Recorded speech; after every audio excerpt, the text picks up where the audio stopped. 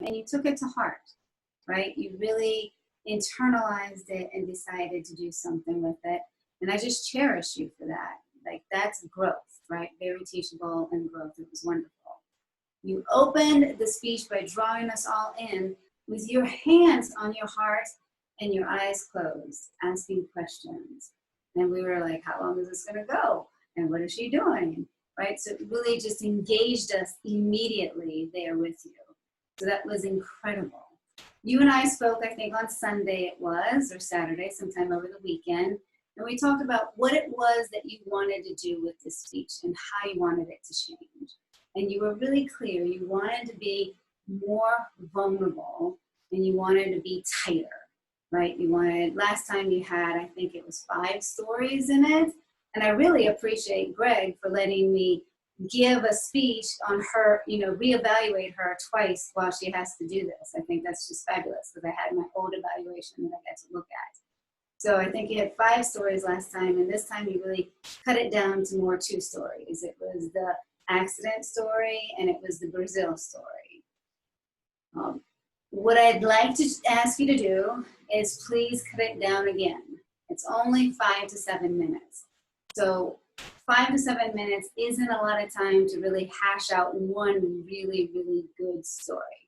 So that's what I want to do with that, challenge you to do that and realize that 5 to 7 minutes isn't a lot of time, because in both of those stories, I feel like I was left a little hanging. I just wanted to know more. But where I'd really, really love to see you go is getting to, I think, what is your core. What now, right? Your core is the questions. What does a speaking career for me want to become? Where do I go? What do I do? What do I say? And to whom? I think that there alone, especially in your prayer and everything that you have, will give not only you, but all of us a lot more clarity of who you are and where you're going and how we, as your community, can support you. Other than that, you use gestures more, which was one of the goals that you had, and you were looking at the camera more.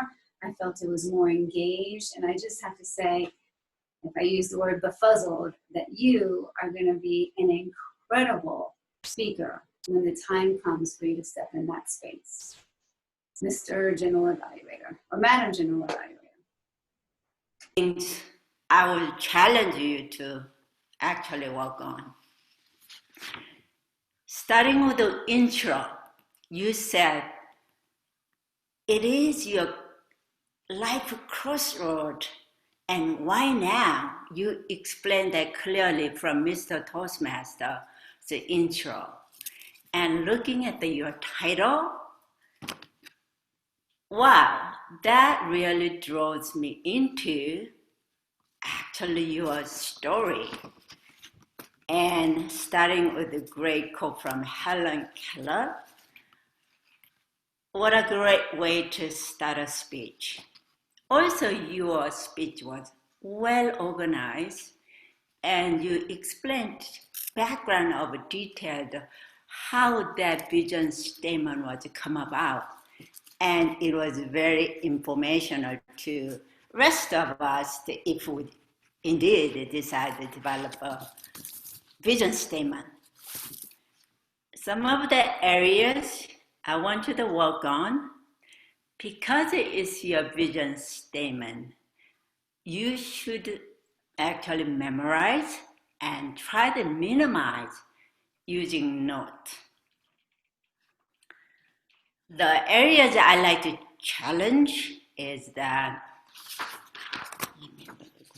use your voice as a highlighter, because since this is your vision statement, you and your wife, you should be excited about it. Have some energy. I usually try to imitate like Mary T's, that high energy, but since I don't see Mary T here, but look at Dan, how he animates. It just give us some excitement to draw us in. Because indeed, end of the day, this is your vision statement.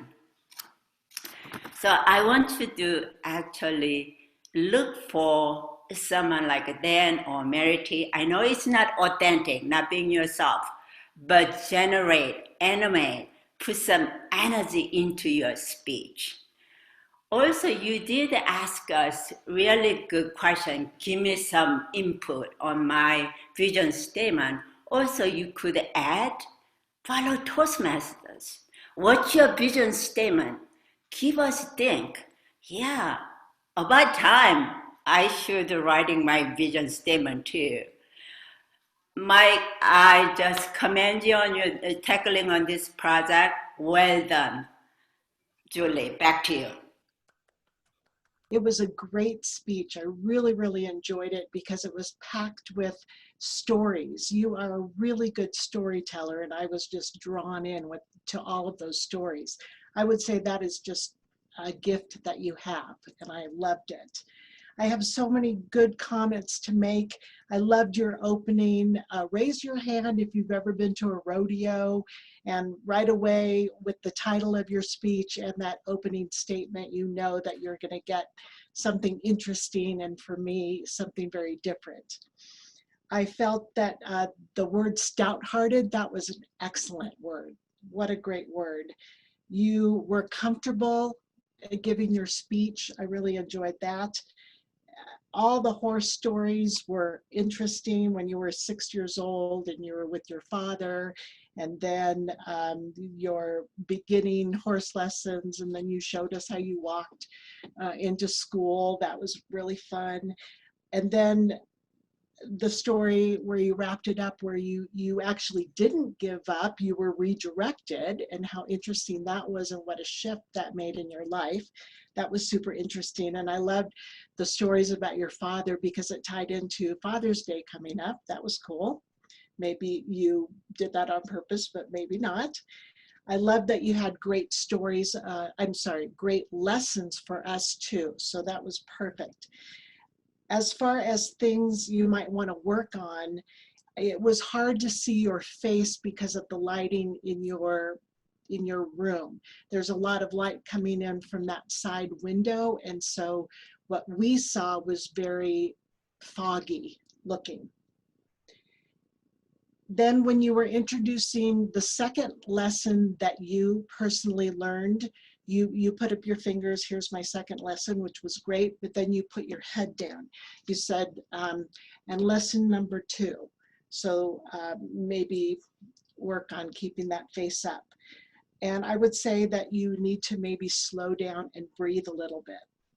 As far as your speaking style, which is what I was watching for, I found, well, I Googled speaking styles: motivator, commander, entertainer, and facilitator.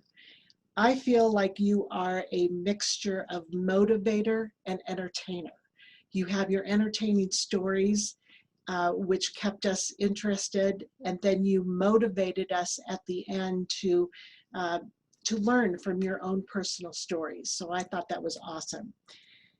All in all, I really appreciated your speech. I'm going to be interested in you when you give it again, and then we can make more comments. But I hope you will know that you did an excellent job and you are on your way. Back to you, Mrs. General Evaluator. Thank you. Great evaluations. Can we get a timer's report, Sarah?